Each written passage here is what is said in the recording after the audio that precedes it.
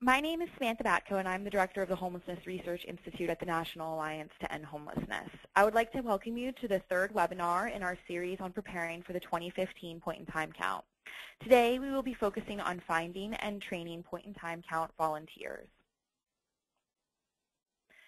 The National Alliance to End Homelessness uses data and research, policy, and capacity building to work toward a future without homelessness. Supporting this effort, the Homelessness Research Institute collects and disseminates knowledge of trends and solutions to homelessness to policymakers, practitioners, and the public. Before we get started, I want to remind everyone that all of the lines will be muted during the webinar. If you have any questions at any point, you can send them to us through the webinar software. Please type them into the chat box labeled Questions on your webinar control panel, generally located to the right side of your screen. We will have time at the end of the webinar to answer many of your questions. We have many participants on today's webinar, so while we will do our best to get to as many questions as possible, we may not be able to get to all of them. Also, please note that a recording of this webinar will be posted on the Alliance's website by early next week. To begin our webinar today, Adriana Camarda from the City of Chicago will discuss the city's process of recruiting and training volunteers, a process that Adriana has led for many years. Next, Jama Shelton from the True Colors Fund in New York City will talk about strategies that volunteers can use when counting LGBTQ populations. And finally, Alan Ostergaard from the YMCA in Minneapolis-St. Paul, who is a longtime point-in-time count volunteer himself, will discuss how to train volunteers to count youth. And with that, I'm going to go ahead and hand it over to Adriana. Adriana? Yes, I'm here. Hello. Oops. I'm just trying to get my PowerPoint up. Okay. Hi, I'm Adriana Camarda from the Chicago Department of Family and Support Services. I've been with the department since 2005. I have been doing biennial counts since 2007. And I guess I've been working on recruiting volunteers what seems like a decade. It is a decade. So just to give you a little bit of background about Chicago's point-in-time counts, like I mentioned, I started in 2005, but right after they did the 2005 count. So I just wanted to give you a brief overview of Chicago's process. In 2005, they did a limited count, meaning they only went to high concentration areas where they found homeless individuals or where they knew to find homeless individuals. In 2007, when I took over the lead, we decided that it would be more the strategy to do a 100% complete coverage of the city would be more conducive in where HUD was going with its guidance. And so in order to do that, we had to start planning on how we were going to cover the entire city. And some of the things that we considered was recruiting volunteers or doing a very, very massive outreach to recruit volunteers in order to complete the coverage. So our reasons for success since 2007 have been, one, we look to our sister city agencies to help us with the count, and two, we do ask our partners, our funded agencies to help us with the count, but I think primarily, number three, the reason why we've been so successful in doing counts in Chicago is because of the volunteers. So having said that, one of the reasons or one of the things that you need to think about when you are recruiting volunteers is your process and how many people you are really going to need and working backwards from that. It really does drive everything else, so it is why Chicago makes it one of its primary focuses when doing a count and why the outreach begins many months before the count. Having said that, back in 2007, when I was thinking about how the city of Chicago could plan out the count, there was very little or limited guidance from HUD on how to do such a thing. So what you see here on the screen about things to consider when doing volunteers has been my 10 years of recruiting volunteers and organizing point-in-time counts and what that you need to consider, or what I have always considered when working on the count. One of the first things that you need to consider is your methodology. If you're doing a limited coverage or if you're doing a complete coverage, that is going to impact the number of people that you need.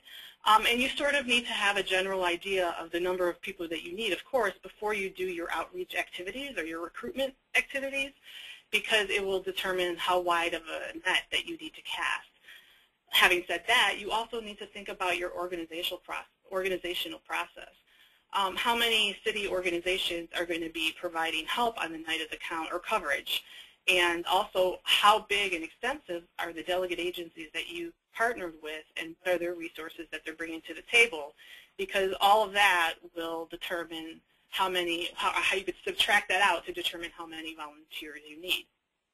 Another thing you need to consider is no two volunteers are equal. So are you looking for experienced volunteers, or are you trying to recruit as many bodies as possible? That will determine, too, what kind of educational or informational sessions that you're going to have. Commitments. Once you cast out a wide net to recruit volunteers, how do you get them to show up that night, basically? We can talk about that in a little bit. And then safety. In Chicago, safety of the volunteers is our #1 priority. We have not had any incidents in any of our point-in-time counts, having done them from 10 p.m. to about 2 a.m. Safety considerations are really, really important. And how are you going to ensure the safety of the volunteer? I'm going to get into a little bit, but transportation is also very important on the night of the count. You can't do complete coverage with either a fleet or volunteers without thinking about transportation. Next thing is liability. What if there is an incident? What is your safety planning, and what are you going to do in regards to liability if there is such an incident? And then target populations. How are you, with your volunteers and resources, going to make sure that they are targeting the subpopulations in your homeless community for a better count? Okay, methodology. In 2007, when I was fresh in the department and I got this project, and they said that you were going to lead the count, and by the way, you don't have any parameters on how you're going to get all of these people to lead the count. After I fell out of my chair, I got back up, and I started to think about what my disadvantages and my advantages are with the city of Chicago. Just to give you, I'm sure you know the size of the city, but it's about 237 square miles with 26 miles of lakefront and over 500 parks. We have nearly 3 million people in the city of Chicago, and if you divide that by your square miles, that's about 11,000 people per square mile. Now, you know, people when they think about the city of Chicago, you think that we have an endless supply of resources. However, we do have 32,000 city employees, but when you think about our population, that really is 1% of our city population. So the notion in 2007 of having the city do the count itself because it thinks that it has, you know, a fleet big enough, that really wasn't the reality. And then that's just cars. When you think about also the transit system in the city of Chicago, we have 1,300 miles of bus routes and 224 miles of subway track. That leads to one of the busiest airports in the country. So those are things that we had to consider when we were going to make the decision to go to complete coverage. However, us being the city of Chicago, we do have advantages. The population works for us, and that when you're recruiting volunteers, I have almost 3 million people to outreach to and to ask if they could volunteer that night. I also have, or the city has, lots of resources, whether they be public, which we couldn't do it alone, but with the private resources, it seems much more manageable. Another advantage to the city of Chicago is that we are on a grid system, and I'll get into how we organize the count. So again, I sat back and thought about how I'm going to divide the city and figure out how best to allocate my resources.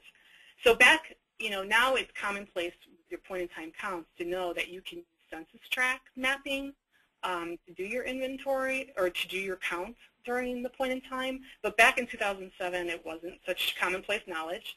And so I used census tract maps to divide up the city. The problem with the city of Chicago is that it's 800 census maps because census maps are based on density and not so much square miles or area. it was 800 maps that I had to divide into sections and neighborhoods and distribute. However, it did give me a framework on where to start, and that I probably could get a team of 4 individuals to cover 8 maps or 8 areas in one night, and so that meant I needed 100 teams, and that gave me my goal of how many volunteers I would need to recruit in my very first count. Another thing that I could subtract out was local government. If I had the City of Chicago's mayor's office and the police department and park district and Chicago Housing Authority behind me, that would reduce the number of volunteers I would need to recruit. So of course, it wasn't as big of a challenge to recruit under 400 people, knowing that I did have some resources I could send to different areas. Another weapon in my armory, if you will, was the delegate agencies. In other words, our city-funded agencies that provide homeless shelter services and other community organizations that are funded by the City of Chicago.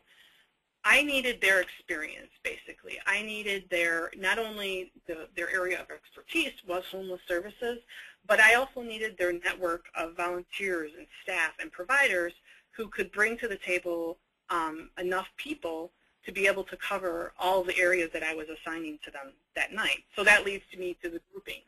Once I determined that the funded agencies are partners in point-in-time counts, I grouped them or gave them a section of the city that they were familiar with, so that I would have 100% coverage. And then I used them, if you will, as a site where all of the volunteers could show up that night. So what that did was give some volunteers options on where to go, but it also gave me access to all of the staff that was available that night of the count, as well as their network of volunteers to outreach to. Another thing when picking the lead agencies, if you will, or the funded agencies who are going to serve as your co-lead, is I targeted them. If there was an area of the city where I knew there was more bilingual homeless or a special target population like youth or veterans, I picked a delegate agency in that area that specialized in that target population, so that I know that that area would be covered with keeping that special target population in mind. Something that you want to do, you're also doing your volunteer recruitment. So back when I started in 2007, having these partners on my side, all we had to do in exchange for allowing them to use their site for volunteer groups and for getting their staff to work that night was we needed to recruit the remainder of the volunteers. So I'll get to a little bit on how we did that as well. Another thing to consider when recruiting volunteers is their experience. Recruiting back in 2007 was really, really different than recruiting now. We had the internet, but we didn't really have social media. So getting the word out was a little bit more difficult and a little bit more tedious. We did it by email, or we did it by newsletters that the Continuum of Care and volunteer organizations would send out. We even did like a paycheck stub to all of the city employees saying, come volunteer for the count. But now we can use social media. We still have email, but we can put it on Facebook pages, and we allow the recruitment to go on Facebook pages and Twitter pages of all of our partner organizations. So that has been instrumental in getting the word out further than by paper or by email in the past. When you are recruiting volunteers, I think that the best thing that you can do is to tell the volunteers basically everything.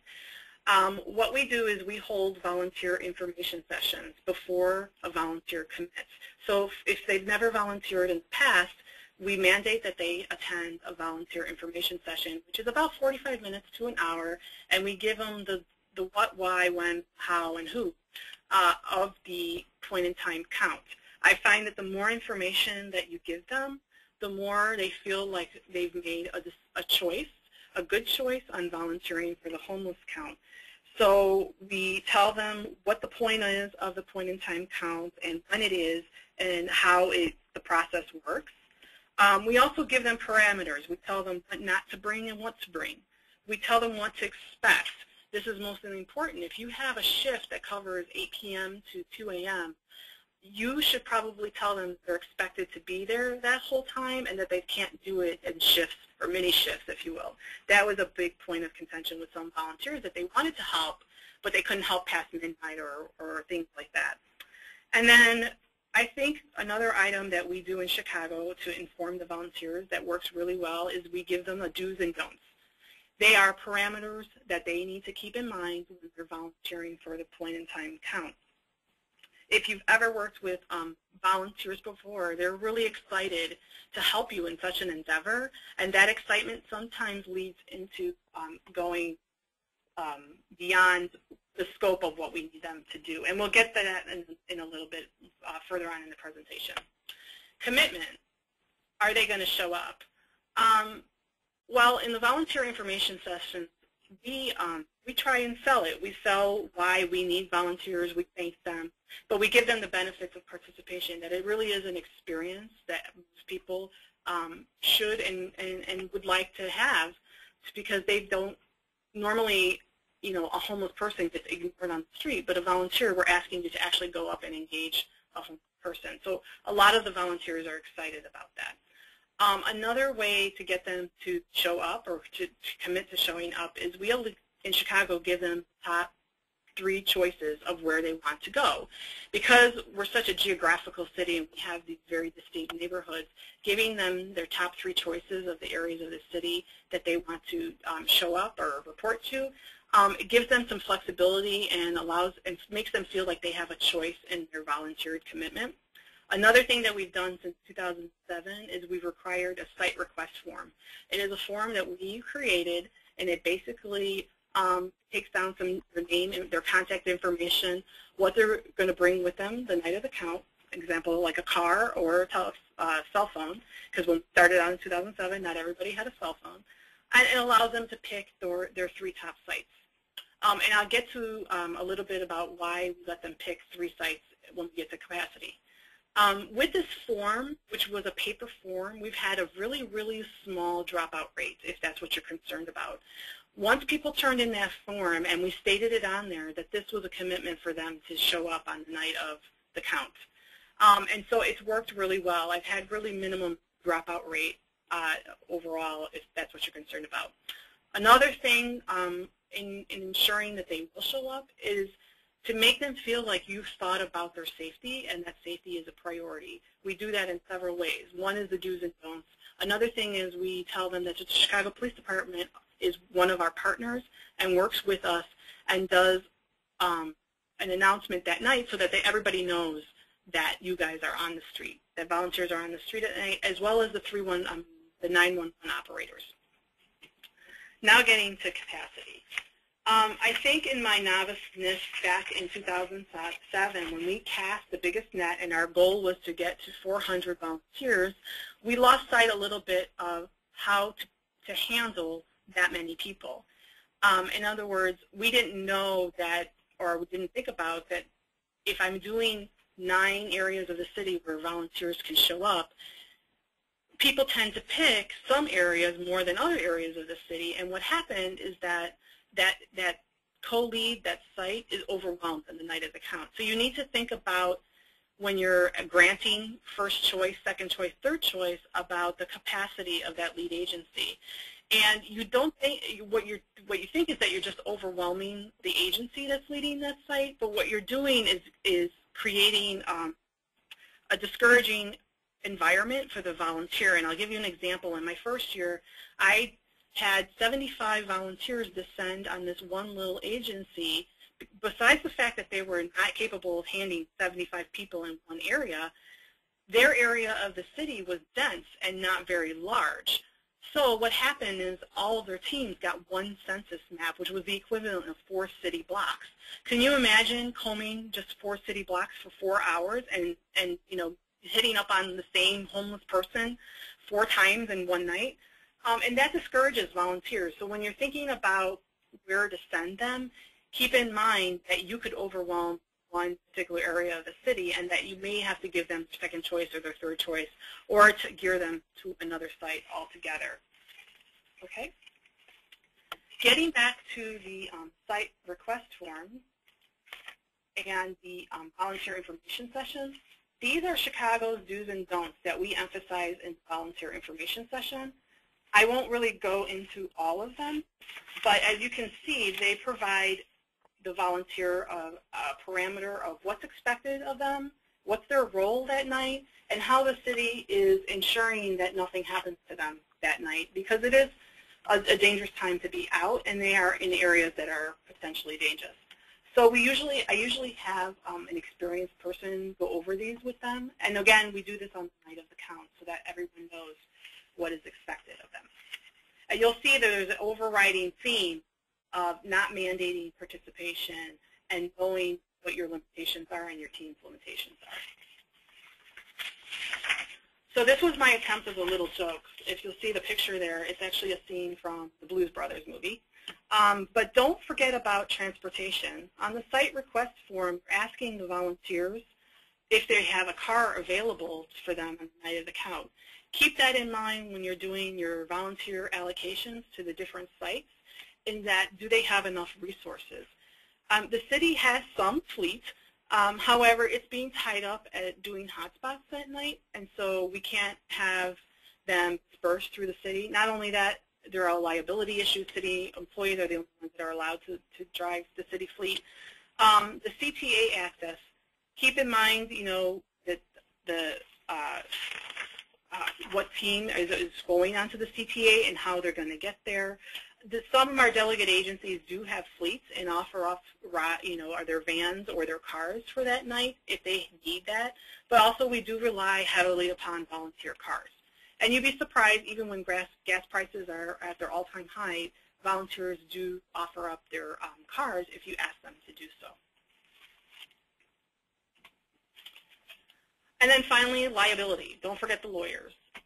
Since every count that I've been a part of, we've had a liability form or a liability waiver that each volunteer has to sign at each site. It's really important to consider this liability waiver form because we are ensuring for the safety of the volunteers, but if you had an incident that occurs, a small, you know, this would protect the city as well as the continuum of care.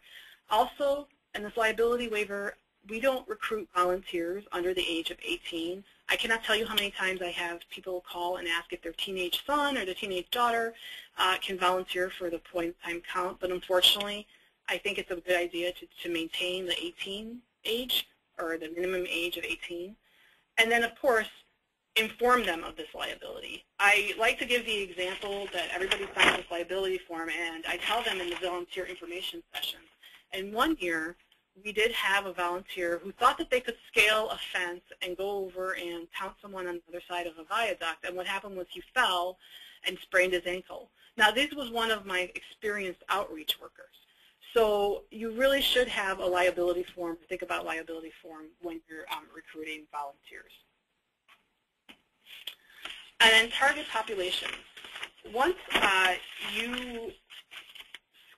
the site request form, or once you screen a volunteer for whether they're bringing a car, whether they're bringing a cell phone to them, what I like to do is also screen them for what their homeless experience is. In other words, do they have any experience in working with homeless individuals, or have they done the count before? And what happens then is that I get a really specialized team of volunteers that I can assign to specific areas. If I know that they've worked hotspots before, or if they're experienced outreach workers, then I can put them on my hotspot teams that go to places like in Chicago that we have encampments, like Laura Wacker Drive, or certain emergency rooms where I know there's going to be more or several individuals that will be counted.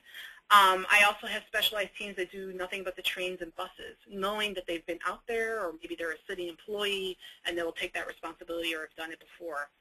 We, in the city of Chicago, are fortunate to have a local VA office here in Chicago, and so we normally get some of their VA social workers to volunteer for this point-in-time count, and we send them to areas where we know there are homeless veterans, or where we think that we can find some homeless veterans that night.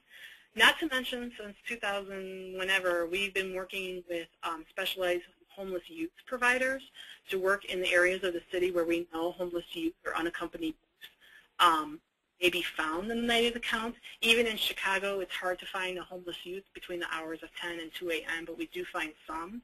And basically, we have that youth provider providing their knowledgeable staff or volunteering for that task. And then we also have areas in the city where we may have, different language-speaking homeless individuals, not only Latino, but also we have a big population in Polish-speaking homeless individuals on the northwest side. We target that area with a service provider who is experienced in working with those multilingual homeless individuals, as well as we can get volunteers to go to those areas as well. And then getting ready for the big night. Of course, when they get to the night, the volunteers get to the point in time count and their assignment, they'll get their team assignment. They also receive training on that night of the count, which is more extensive than the volunteer information session. It actually goes over the forms in detail. It goes over the do's and don'ts again, and then what they can expect. What we've also done in this training, or what some agencies have done, is gone through a mock survey during the training. In other words, having two people go through the training, going through the survey so that they could see it done. It helps the novices, it helps the volunteers who have not done it before. You could add or inject a little bit of humor into it but put in some real examples. Another thing that we've done during training is allotted about 10 to 20 minutes for the team to get to know one another.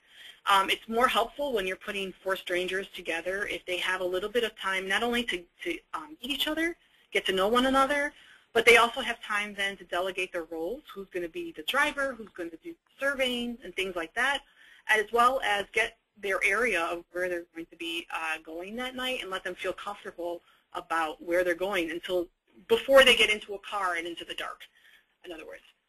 Another thing is the past feedback. Two of those things that I just mentioned actually came back as a feedback from a survey I did of the volunteers after the fact. So you may want to consider doing a surveying the volunteers once they're done so that you can develop some ideas or some things that came up during your point in time count that will help you with volunteer recruitment in the future. Another thing that we do well in Chicago is we put out a handbook. The handbook is for the volunteer in their honest excitement who don't listen to anything during your training, then get out on the street and don't know how to use the forms, because ultimately it's about the data you collect in point in time count. So what we've done is we put together a handbook that every volunteer gets that they take with them on the night of the count, and it not only does it have the do's and don'ts, it has a phone number where they can reach the city command center, and it has point-by-point question on how to ask the questions or where to put the information. So they always have that available with them. And then getting back to my safety planning, we always account for everybody's return, and we always make sure that everybody comes back by a certain hour, and that we don't really shut down the command center until we can ensure that everybody has returned safely. Here is a picture of the front cover and the back cover of Chicago's handbook. If you're interested in it, you can always contact me, and I can give you the entire book. And then having done volunteer recruitment and point-in-time count leads for almost 10 years, these are just three of the things I think that you should consider when recruiting volunteers, is that repeat volunteers usually make up a predominant number of my body of bodies, if you will. They are your best resource because they'll come back year after year, and eventually, I think after one or two counts, they become your really experienced outreach volunteers. So do not discount keeping a database of the volunteers that have participated in the past and letting them know when your next count is. Another thing is, in Chicago, we are very, very fortunate to have a lot of strong local organizations related to low-income provide services in poverty.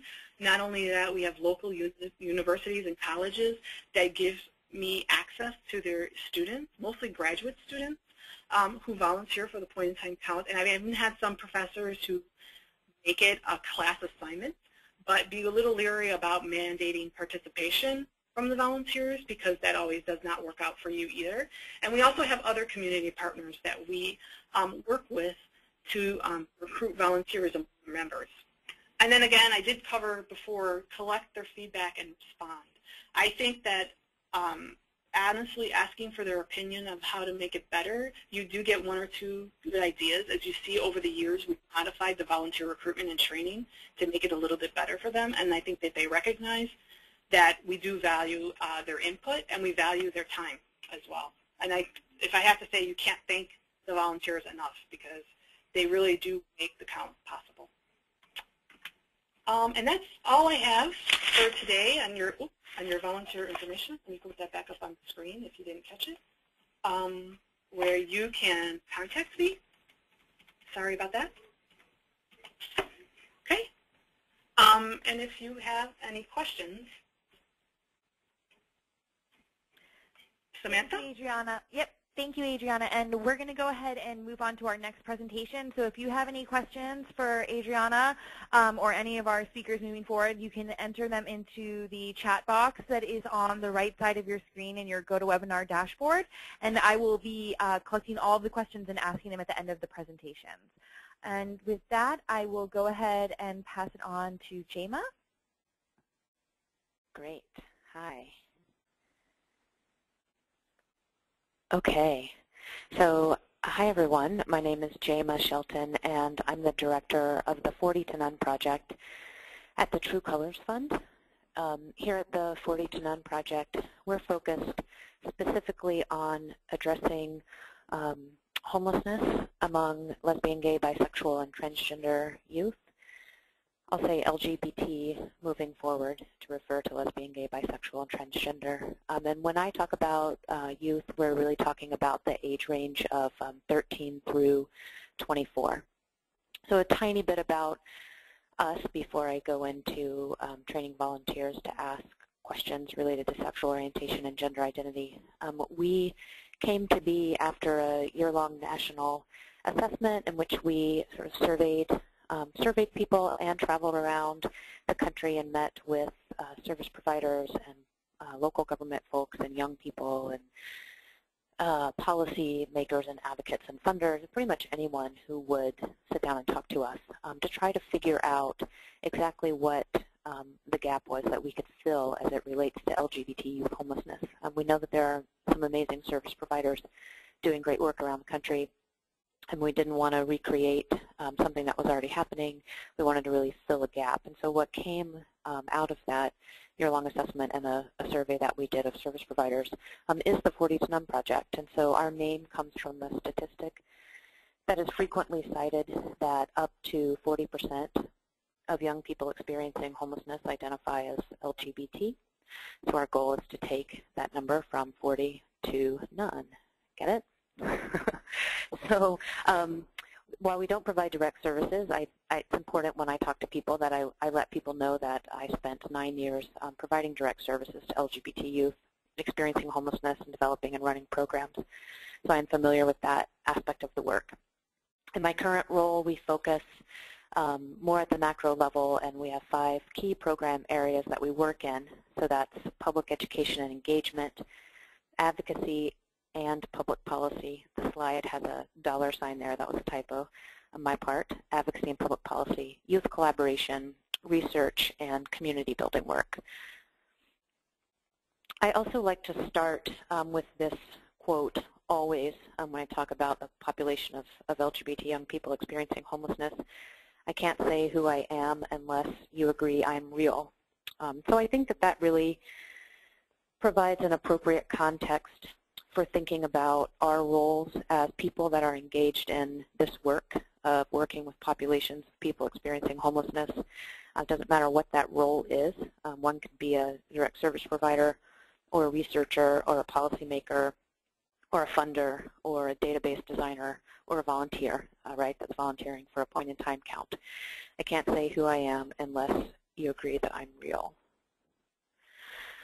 So there's a couple of slides that sort of speak to why we need to be thinking about understanding the population of people experiencing homelessness that identify as LGBT.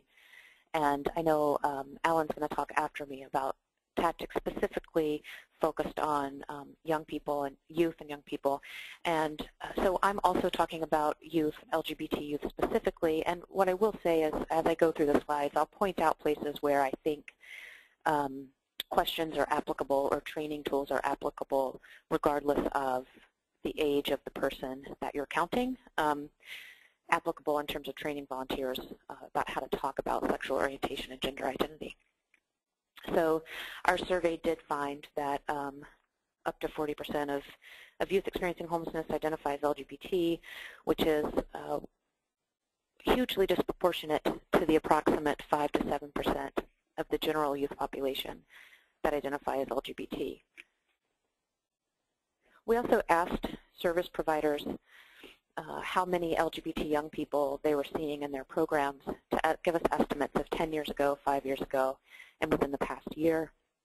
And what you'll see from this chart is that more service providers report seeing LGBT youth in their programs now than ever before.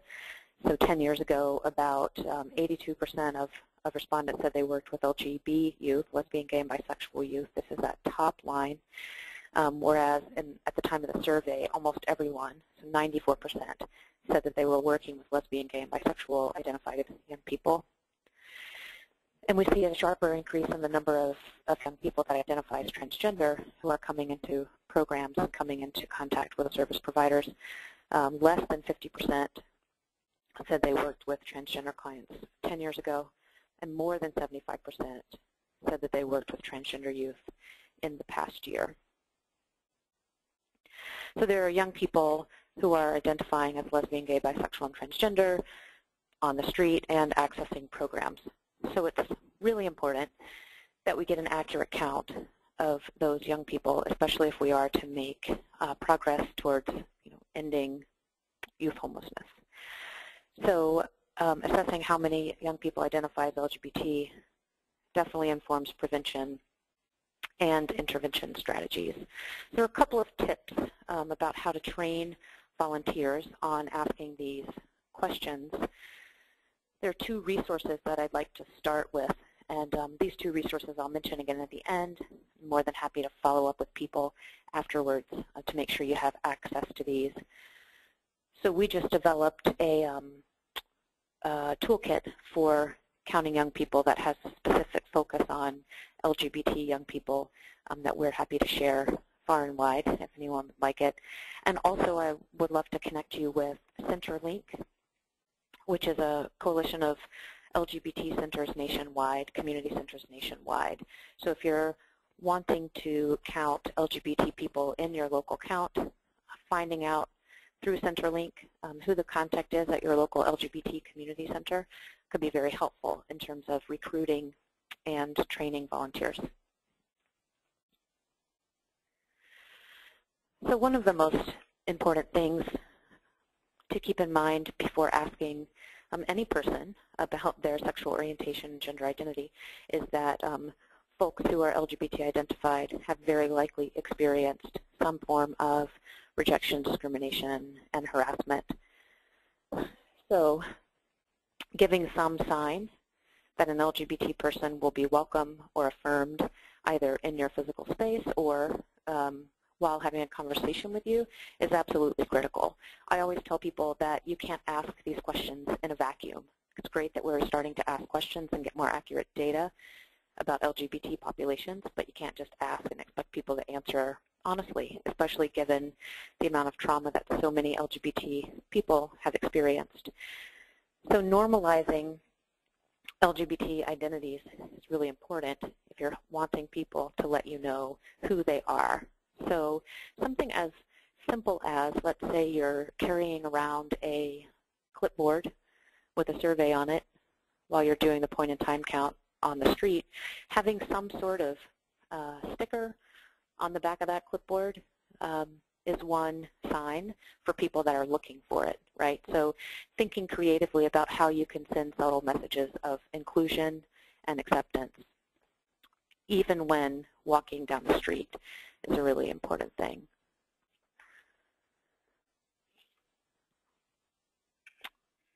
So we have a suggested introduction to any question that you would be asking related to sexual orientation or gender identity. And this is one of those that I think in particular we developed with young people in mind, but I think if you're asking questions of this nature, it's always a good idea to let people know why you're asking the questions, right? So the suggested introduction is, now I have a few questions about sexual orientation and gender identity. We like to know these things because it will help us figure out how to improve services for all youth, including lesbian, gay, bisexual, transgender, and questioning youth. So this does two things, right? So first, it prepares people for the coming question. So out of the blue, someone isn't just being asked, are you LGBT? What is your sexual orientation? But it's giving people a minute to process what's happening. Secondly, it demonstrates that the person administering the survey is knowledgeable about and aware of the existence of LGBT people, right? And not afraid to say the words out loud. So these things, though really subtle, contribute to a sense of safety. And this is especially important for youth who have been rejected on the basis of their LGBT identity. So the more you show you're comfortable with the idea of LGBT identities, the more comfortable someone may be in providing an honest response. And this is a sample question for assessing sexual orientation, and it's based on a number of research studies, including some of the data that's been put out by the Williams Institute, and the options match some of the federal data systems. So you'll notice that there's the wording of the question is, which of the following best represents how you think of yourself, which is a very subtle difference from how do you identify. It's a really subtle difference, but it's an important difference because young people may not be adopting or feel comfortable committing to the adoption of an identity yet, but they may. Yeah? Hello? Jema? Yeah? Hello? Oh, we appeared to lose your audio for a second, maybe starting about 45 seconds ago. Do you want to start at the beginning of the slide again? Sure. Yeah, no problem. Oh, thank you. Okay, is this better? Okay. Yes. All right, great. So here's an example of a question that's meant to assess someone's sexual orientation. This was specifically made with young people in mind. So the wording of this question, which is, how do you think of yourself? Which of the following best represents how you think of yourself? Differs from asking, how do you identify? What is your identity? Are you lesbian, gay, or bisexual? It's a subtle difference, but it's a really important difference because young people may not be ready to commit to an identity category, but they may think of themselves as one of these options. So the options that you see here, number 1, gay or lesbian. Number 2, straight, that is not gay. Number 3, bisexual. Number 4, something else. Number 5, I don't know / questioning. There are tons of other options that could be listed here. We recommended these specifically because they're in line with some of the other federal databases and the options listed there. And when we think about gender identity, it's really important to remember two things, or more than two, but two that I'll highlight right now. Gender identity is different than sexual orientation. So we recommend 2 separate questions and training volunteers on that, right? That if you have a question that is, are you LGBT, yes or no, that's conflating 2 different identities into one category. And that question actually won't work, even though when we talk about LGBT populations, we talk about them in this sort of umbrella way, but sexual orientation and gender identity are separate. So when we ask about sexual orientation, when we ask about gender identity, it's really important not to make assumptions based on a person's physical appearance. So we may be conducting surveys. You may look at a person and think, oh, obviously this person is, and have an idea in your mind about what that person's sex is or what that person's gender is. it's really important not to make that assumption, right? Because the way somebody expresses their gender expression, the way they present their gender outwardly, may not look like their gender identity, may or may not look like their assigned sex at birth. So these are three separate things to sort of think about: somebody's gender expression, so the way they present in the world, their assigned sex at birth, which is their M or F designation on their birth certificate, and their gender identity, which is one's sense of self related to gender. The thing about gender identity is that it is a subjective experience. So no one can tell another person what their gender identity is. That resides within an individual person. So the only way to really know that is to ask. So we want to make sure that all questions about gender are inclusive. If you're not asking separate questions about someone's sex designation, which is that M or F on their birth certificate, and their gender identity, then we need to make sure that we provide enough options in a single question that allows for room outside of the male-female binary. So for example, I believe in the HMIS system right now, it's currently set up as male, female, transgender. So there are at least more than two options. What I'm going to show you now, though, is a question that we recommend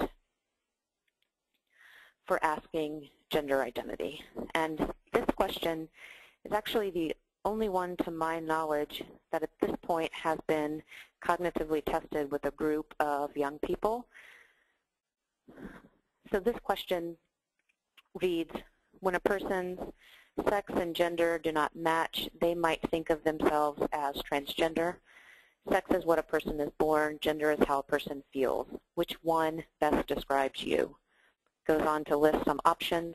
I am not transgender. I am transgender and identify as a boy or man. I am transgender and identify as a girl or a woman. I am transgender and identify in some other way. What's really great about this question is that it includes a definition in the actual question. So it includes a definition of the word transgender for those who may not be familiar with the word or whose understanding may be inaccurate. So that definition is written into the question.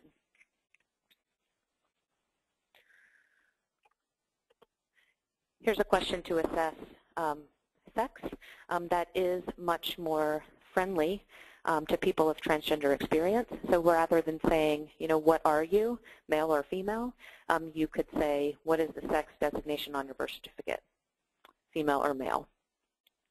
That allows a person to say what sex they were assigned at birth and then also say what their current gender identity is.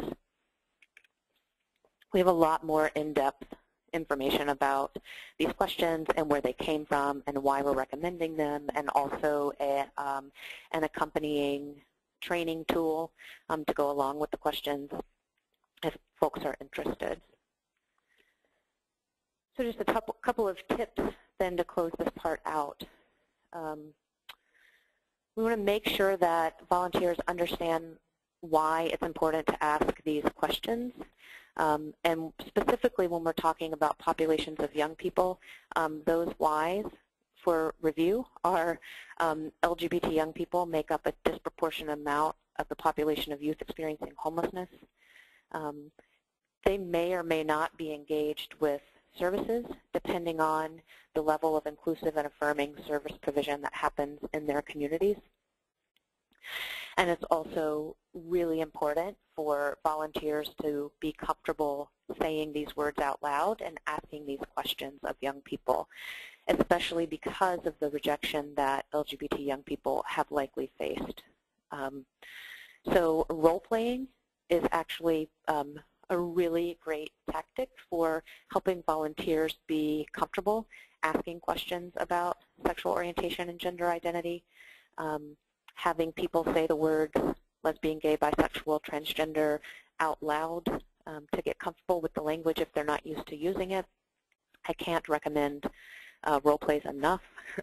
And then another tip or tool is to request a a toolkit that we have that goes into much greater detail than I'm able to go in today about those particular questions around sexual orientation and gender identity and how to help people be comfortable asking those.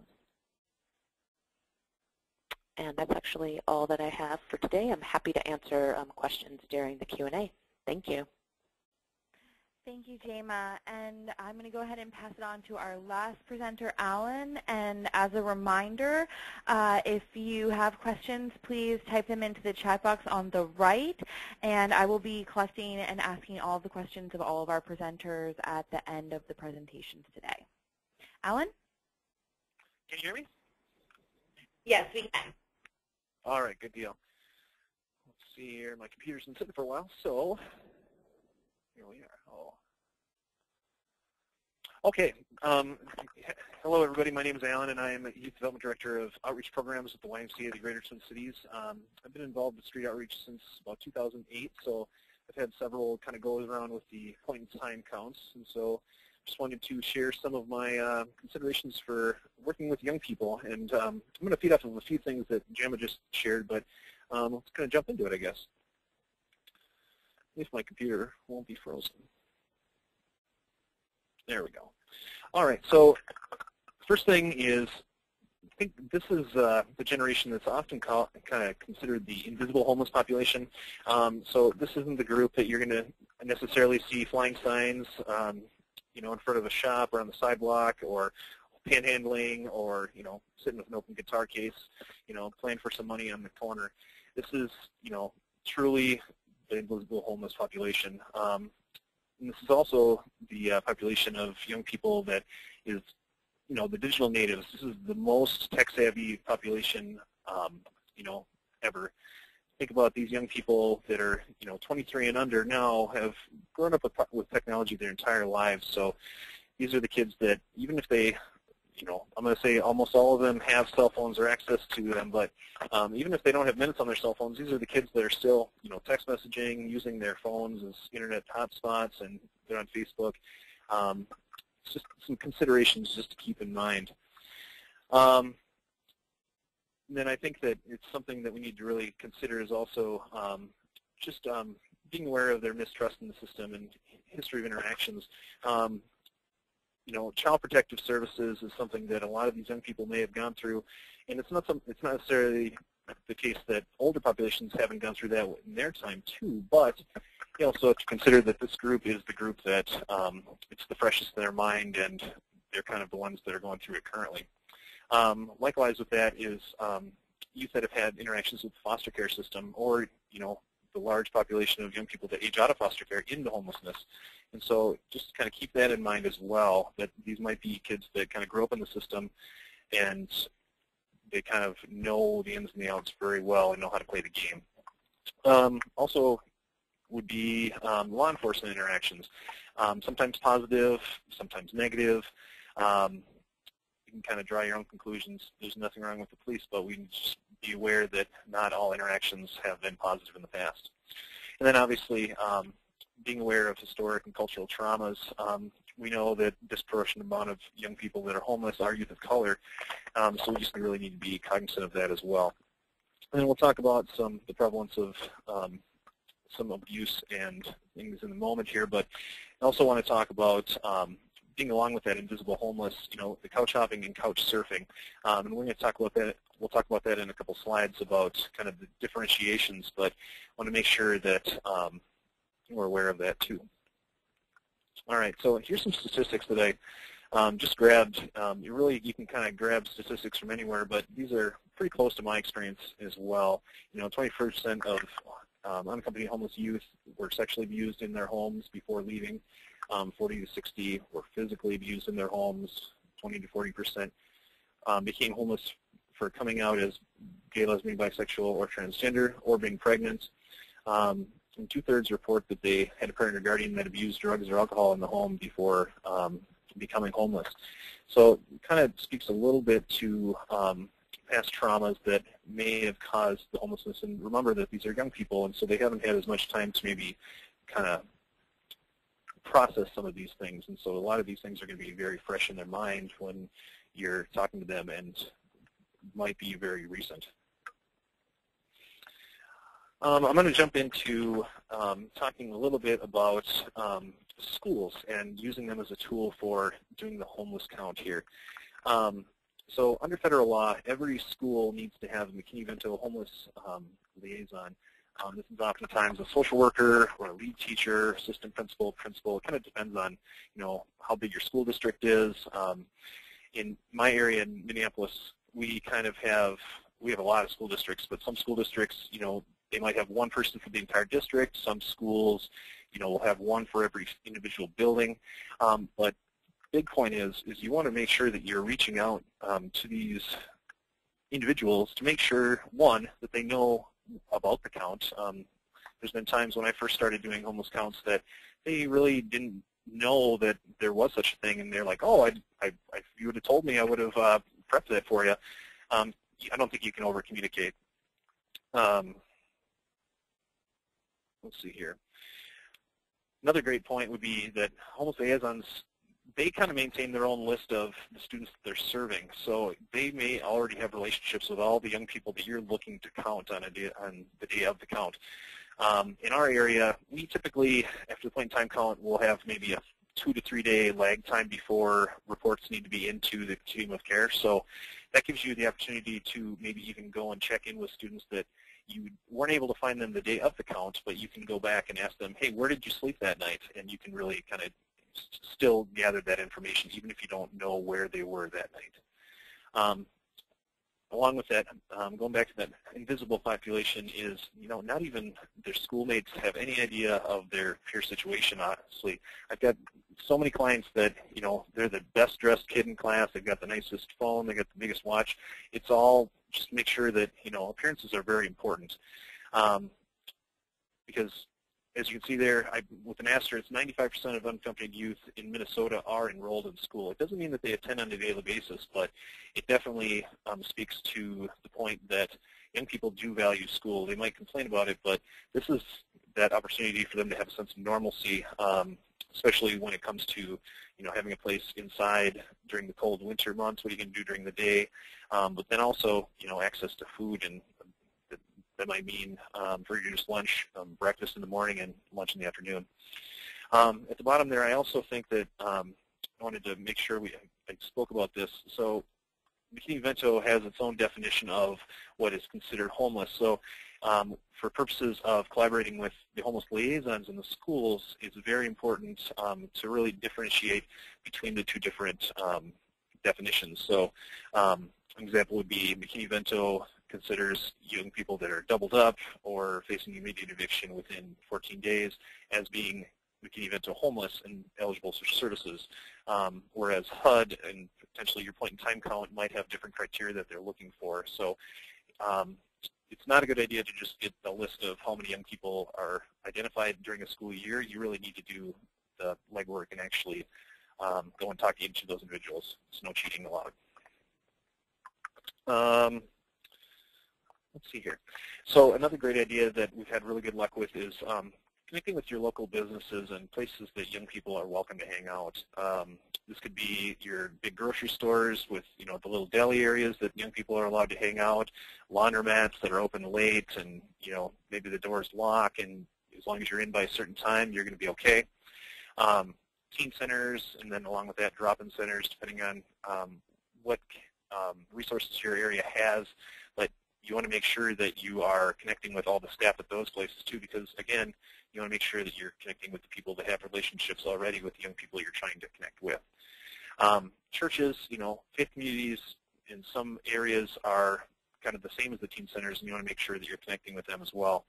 Coffee shops, I listened to coffee shops twice, but what I mean by that is not necessarily your Starbucks for-profit places, but the little mom-and-pop shops that are cool with people kind of coming in out of the cold, making themselves comfortable, and just kind of having a safe place to be. Oftentimes, those are your best community advocates as well, and they have a pulse on what's actually going on in their neighborhoods. And then community meals, food shelves. Those are definitely places that should be aware. Hopefully, in your area, you have a really strong communication in your continuum of care, and that all those people kind of connect and communicate anyway. But it's just something that you want to make sure that if that's where young people might be able to go and hang out, you don't want to leave any stone unturned. And then last one on there, malls. You know, malls nowadays are a little different than they used to be when I was a kid, but there's definitely young people hanging out there. But the big thing is you have to make sure that you get permission to go in there. They're often private property. Security guards don't necessarily like people walking around and talking to their patrons, but it's definitely worth a conversation. And again, if they are part of the community, this should be important to them as well. And it all goes, you know, with that communication with all these people you talk to, really spreading that message of, you know, this whole point in time count is to raise awareness and prove that there is a need, because if we can prove that there's a need, then that's going to equal more resources, it's going to equal less homeless people in general, and, you know, better outcomes for everybody. So here's just a couple examples I wanted to put out there too. You know, depending on your area, you might have outreach workers, hopefully you do, that are able to go and look for young people on that night. But these are some places that in our area we have had young people stay, you know, bus and train stops, especially the ones that are enclosed, but, you know, even 3 walls is better than no walls.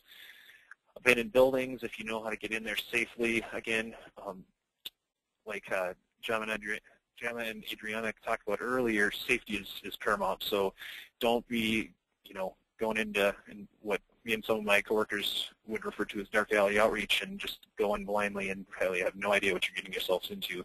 Make sure that you're being safe. And also for the safety of the young people, if they're bedded down for the night, it's not the most pleasant thing to be awoken by somebody with a flashlight who's knocking stuff over.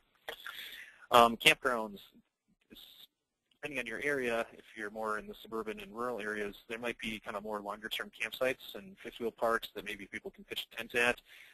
These are places that you want to also connect with the owners and the proprietors to kind of talk to them about who's staying in their areas and make sure that you're able to kind of serve those young people too. Garages, this would be, you know, same thing as somebody's driveway in their car, but if that's where people are going to bed down, no, you can't stay on my couch, but you can, you know, go crash in the garage, at least inside, you know, be aware of that. But again, making sure that you're safe and not going in somebody else's private property. Porta potties, especially the big handicap accessible ones, the double wides as we call them, definitely not a great situation, but definitely a reality for some of the young people we work with. Parks, highway rest areas, connecting with the ones that have the best place to hang out. It's probably not going to be the small, you know, 1-block parks, depending on where you are, but, you know, if you have a little bit bigger park with a little bit of cover, that would be a place that I would definitely be looking. And then living out of your car. I've got some considerations about living out of your car here as well. So if a young person does have access to a vehicle and that's where they lay their head down, there's some considerations before you just go looking for them. So in our area, a lot of the community parks and city parks, they close at night, and you're not allowed to be there lest you be hassled by security or police. So being aware of that, you know, it's probably going to be not very fruitful to go and look at a park that nobody's going to be there after, you know, 10 o'clock at night. And then also, like I spoke about before, making sure that you're looking in places that maybe have a little bit of cover or a place where they can not necessarily be right out in the open where everybody's going to see, hey, what's that car doing there? But some also possible places that you could look are some big box store parking lots, you know, your Walmarts, your Targets that have the big open parking lots that really are pretty welcoming to, you know, semi-drivers and people. They don't really care because they have so much parking that they're mind that people are staying there, especially the ones that are open 24 hours. Again, it's a great idea to connect with the management and staff at the stores to let them know what you're doing so they don't think you're casing out somebody's car and, you know, looking to go shopping yourself. But it's definitely a good place to look. We've had some luck there. Highway rest stops. This, you know, it's a legal place for people to stay. There are staff at those facilities, so connecting with the custodians or whoever's on staff there to ask who has been staying here. Do you see young people? If so, when are they here? What kind of cars do they drive? Do they come inside? Do they kind of hang out? Do they stay by themselves? Again, you can't over-communicate, I don't think. And then also possible safe places would be, friends' driveways. Oftentimes I've had young people that's the best place that they can park their car. At least it's off the roads, and in our area, you can't park on some city streets after a certain time in the winter months because of plowing and snow. So that's probably one of the safest places they can be, but it makes it a little bit more troublesome for finding them for the count purposes. But again, that's why it's great to make sure that you connect with those other people that know the young people so that you can connect with them after the fact if you can't find them that night. My last slide here is kind of really talking about your role as the point-in-time count person. So it's different when you utilize, professional staff to go and do the count than it is to do the volunteers. But it's a reality that it can be very hard to walk away from a young person that you talk to at night who is going to go back out into the world and, sleep on the bus or at the bus stop or in a much less than ideal situation when you may have a very nice place to go home to. So we really need to be aware of, our boundaries. Great practice would be to have some information about local resources on hand if possible, and if it's appropriate for your continuum and how you organize your counts. Even if it's just the local resource line number or crisis line number or coordinated assessment hotline, at least you have something so that you can give them an idea of where to go. They more than likely know more about these resources that you do, but at least you have something to offer. Never make promises that you don't have the power to keep. For example, saying, hey, there's a shelter, I know that they will have a spot for you, because the reality is we do this point-in-time count in the middle of January, and that's the highest usage time for a lot of our shelters, and we have turnaways at sometimes because we just don't have the space. So make sure that you're being cognizant of that and not over-promising and under-delivering. And then also for something that kind of goes along with recruiting, but also just something that I'd like to point out is make sure that you're aware of your own past traumas that may be triggered by any information shared by the young person or really any of the populations that you're talking to. We have a lot of people that who were former homeless people themselves who love to kind of give back and try and help young people so that they don't have to experience the same things that they do. But when you're having a conversation with somebody and they're kind of disclosing some things about, sexual abuse or physical abuse or just any trauma in general, that might create some flashbacks or, some vicarious trauma to the volunteer. And so it's really important to be aware of where you're at before you start digging into other people's things that are going on. And my very last thing I will put out there is be real, don't put on a front. There's a quote from the Streetworks Best Practices and Standards and Outreach Methodology Handbook, which is, if you are sincere, they'll know. If you're truly interested in them, they'll know. Young people, more than anybody else, can see right through you. If you're being fake, they're going to know it. So just be yourself and, don't try and act cool or be the person that you think the young person is going to connect with. Be yourself, be professional, be serious about what you're doing, and you'll be fine. And I think that is the end of my slide. And again, I'll be available for questions at the end. Great. Thanks so much, Alan. And with that, I'm going to go ahead and open it up to questions. And we have a number of questions that have already come in, and so I'm going to start with those. And if you have questions as we go through, just continue to put them into the right-hand side of your chat box, and I will try to get through as many of the questions as possible. So going back to our first presentation, Adriana, one of the first things that you said when you started your presentation was that you start recruiting volunteers and you start this entire process very early on, months beforehand. And so now that we are about a month out from the point-in-time count, for those of on the call who haven't started recruiting volunteers yet or maybe very behind on that process, what are the most important steps that they can take in the next month to be prepared? Well, I do start early, but we find that we get more momentum after the holidays. As we get closer to the point-in-time count. So this year we started electronic enrollment through through a SurveyMonkey, and that has been going really, really well. But if you haven't started yet, or if you haven't outreached yet, I think putting the word out there as quickly as possible and getting it out there to people who can help you. For example, your delegate agencies or people who are funded through the continuum, they are great resources to get the word out there and get it on their e-newsletter maybe. Another thing that always helps us is having all of the resources on our website so that people can go and find them, whether they be the times and dates of the volunteer information sessions, or whether we actually recorded the volunteer information session, basically me, and it's available on the website for download so that you don't have to go into a live session. That is also helpful. And then don't forget about your city-funded individuals. Like, we send out emails to aldermen's offices on the city council, and they help us get the word out, as well as other city departments that have their own delegate agencies funded that may want to help. Don't leave anybody out. I would just get the message out and just cast that wide net as soon as possible. Great, thanks so much. And then there were a couple of questions about your social networking outreach and what exactly that looks like, and what sort of information you include in your marketing, and what sort of information you save for once someone's already engaged. And then more specifically, you said that everyone fills out a paper form committing to participating, and that you find that that's really helpful. How are you making the leap from social networking sites to a paper form? Well, funny you should say that. This year is the first year that form is in the SurveyMonkey, if you will, so it's electronic. I'm waiting to see if doing the paper versus the electronic has an effect on my dropout rate.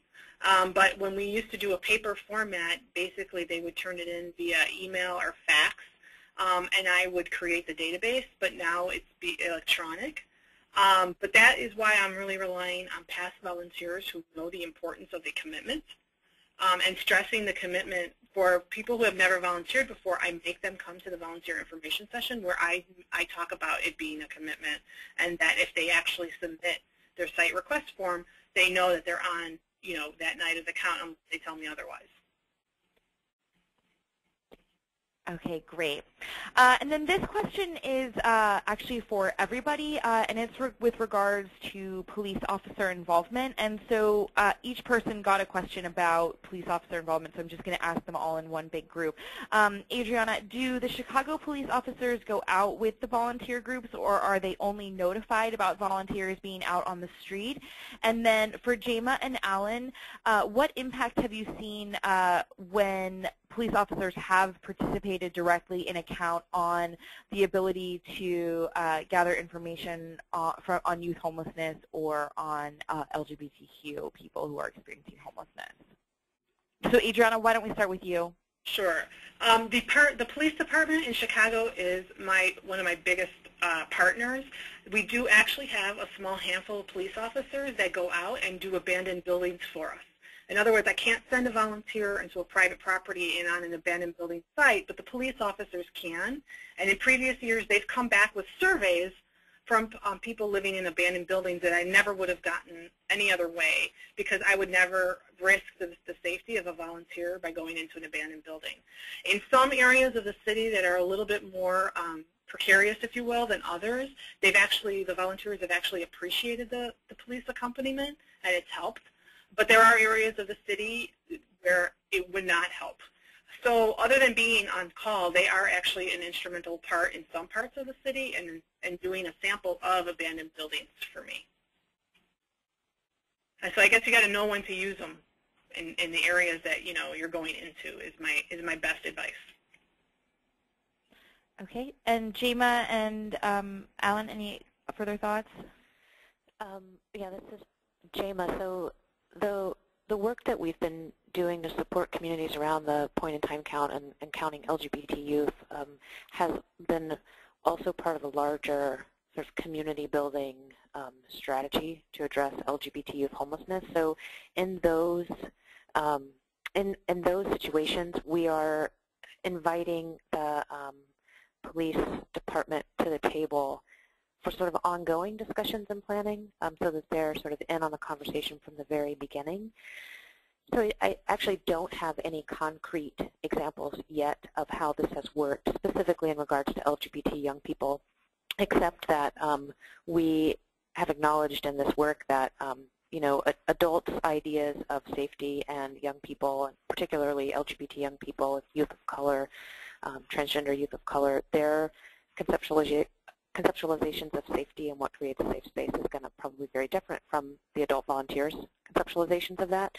And so that's something to keep in mind as it relates to police or security, right? We are working with one community now that's hosting a Magnet event the night of their community-wide point-in-time count. And the Magnet event is the place where they will count youth. And so the goal there is to make sure the police department is on board, so if they find a young person on the street that night, they can help transport them to the Magnet event. So they wouldn't be responsible for administering a survey or asking these questions per se, but they would participate in that. They would make sure the young person had transportation. A couple of thoughts that I would have would be really, I guess in our experience, we've kind of always had an arm's length of collaboration with the police, so it's not something that we I would recommend that this would be their first time trying to work with the youth population would be to go out and do the count. With that said, though, I think that there are some amazing officers that already have, you know, relationships with the people in their community. So, you know, if it's Officer Greg, for example, who, you know, is always kind of on that beat and always on that neighborhood, who knows all the people that are there, I think that that would be the perfect person to be out there doing it. But if it's going to be, you know, another officer who just kicked a young person out of a campsite because, you know, it's not a place where they're allowed to have a tent up, that's probably not the best person to go out and try and connect with that young person to, you know, do a survey, because they're already going to have a bad taste in their mouth. But I definitely think that collaborations has to happen, and we really just need to do it as best we can. So just being smart about how you do it, I guess, is my advice. Okay, great. So I'm going to continue to go through a number of the questions. And again, if you have more questions, they're continuing to pour in. I'm going to try to get through as many of the questions as we can. But if I don't get through your questions, you can also reach out to me at the Alliance, and my email is sbatko@naeh.org, and I'll be happy to forward on your questions that we don't get to our participants. Adriana, another question for you. Can you detail how your shift time is spent? So is the day of training that you do included in the total shift time? And are you advertising that time as included to volunteers, or do they have to arrive earlier than their shift time begins? And how much of the time total that volunteers are there is spent on the training, and how much of it is actually spent in the streets counting? Yeah, sure. In Chicago, if you're a first-time volunteer, you know, the volunteer information sessions are separate and on a different day. But we advertise, or, you know, get out there. All of the lead agencies will start at the same time, and that's about 8 p.m. It's during the sheltered count. So as soon as the shelter count wraps up around 9 p.m. Is when we start to dispatch them. But they show up at 8 o'clock. That includes time to get trained, time to get their team assignment, that 20-minute window where they're going to meet their team, and then they don't go out into the street until about 9:30, 10 o'clock. Generally, the teams come back before 2 a.m., but we give 2 a.m. as a guidance on what time they should be expected to be out there. So in other words, we only ask for a 6-hour window of their time total. Okay, great. My next question is for Jema. Jema, we've been getting a lot of questions about this, so I'm hoping you can provide some clarity on this. When and where is it appropriate to ask questions with regard to sexual orientation and or gender identity during the PIT process or the survey process? Can you just clarify when those questions would be asked? A number of people have pointed out that it's not mandated to ask those questions, so if you could also talk about the value that the answers to those questions provide a community, and just when it can be appropriately done. Thank you. Sure, absolutely. Yeah, so it's not mandated to ask those, and in fact, my perspective around this is that for when you're counting populations of young people, that's when I would actually recommend asking. For For adults, I think it's a little bit different. We don't have the same kind of data about populations of adults experiencing homelessness and the disproportionate representation, although we do know that adults of transgender experience also experience homelessness at disproportionate rates. So for a community-wide youth count, I absolutely recommend it. And in terms of timing, you know, ideally, it's not the first thing you ask, right, because you're developing some sort of rapport as you're administering a survey and coming right out and asking someone these questions that they may not be used to answering or they may find to be too personal for the beginning, would not be ideal. If your survey has questions that are about sexual abuse or sexual exploitation, you do not want to ask questions about sexual orientation and gender identity right after those questions, because then that sort of subtly implies that there's something wrong with that identity. If you're asking questions about basic demographic questions, age, you know, birth date, race, things of that nature, then you can ask sexual orientation and gender identity during that period. The utility of the question, I think really when we're talking about the population of young people, again, gets to that disproportionate number.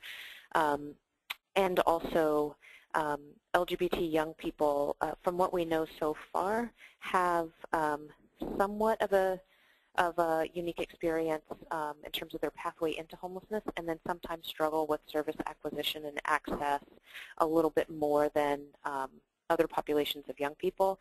So what I mean by that is the most frequently cited reasons for their homelessness is identity-based family rejection, whereas, you know, young people experiencing homelessness is almost always the result of some type of family conflict. For LGBT young people, it's often intimately tied to their identity. And identity-based family rejection is linked to a whole host of negative health outcomes, and the trauma of identity-based family rejection also may lead to difficulty engaging with services, right? So we have this super high-risk population for mental health, substance abuse, high-risk sexual behavior, and suicide ideation if they experience identity-based family rejection, and perhaps in some communities a lack of inclusive and affirming care that those young people can access. So identifying the real percentage of these young people in any given community is, I think, critical to their survival. Okay, great. Thank you so much, Jema. And then Sure. The last set of questions, again, is sort of, we've gotten a number of different questions that I'm going to try to group into one broader question and give each of you an opportunity to answer it in our last few minutes. So the question is really specific to rural or suburban areas. And so, Adriana, could you maybe touch a little bit on how you spread people out in the more suburban portions of Chicago? I know that it's obviously very dense and extremely highly populated area, but if you have any areas that have lower numbers of populations, how do you handle volunteers in those areas, and how do you structure the spread that you do? And then for Jema and Alan, it's really two questions. Is one, how do you structure in, again, a suburban or a rural area specifically, and have you worked with any rural communities to overcome some of the stigmas that might be related to youth homelessness or more broadly to sexual orientation and gender identity as it relates to rural communities specifically? Adriana, do you want to start? Mm-hmm. I'm with the city department, so our city limits are basically our catchment area. So we don't really have suburban areas. The suburbs around the city of Chicago have their own continuum. However, the outlying areas of the city are by far more dispersed and have forest preserve and open land, and not a lot of homeless people. They tend to come and congregate all towards where the services are in the urban areas. However, in order to do complete coverage, we have to dispatch teams out there. And when you're working with volunteers who want to want to talk to homeless people, giving them an area of the city where they're just doing drive-by is very discouraging. So we have to set them up for that. In the volunteer information session, I try to tell them that we only collect 200 and something surveys citywide that night, and there's like 300 and something volunteers. So if you do the math, not everybody's going to do a survey or encounter a homeless person, but we have to do that because it's important to know that, you know, we've covered the entire area. And I would imagine the suburban areas around us that have the same situation. They have pockets of where there really is a very low concentration or no concentration of homeless individuals. You'd have to know how to spread your resources to cover that vast, vast area. And again, I don't ask volunteers to go into the forest preserves, which are basically closed off at night but have access. It's really difficult to cover that kind of area, I understand, but you really can only allocate your resources to the areas that can get covered by a volunteer. I hope that answers the question. Great. And then Jema and Alan, do you have anything to add about rural or suburban areas? This is Jema. I would just say that when we plan with communities, we're taking that into consideration.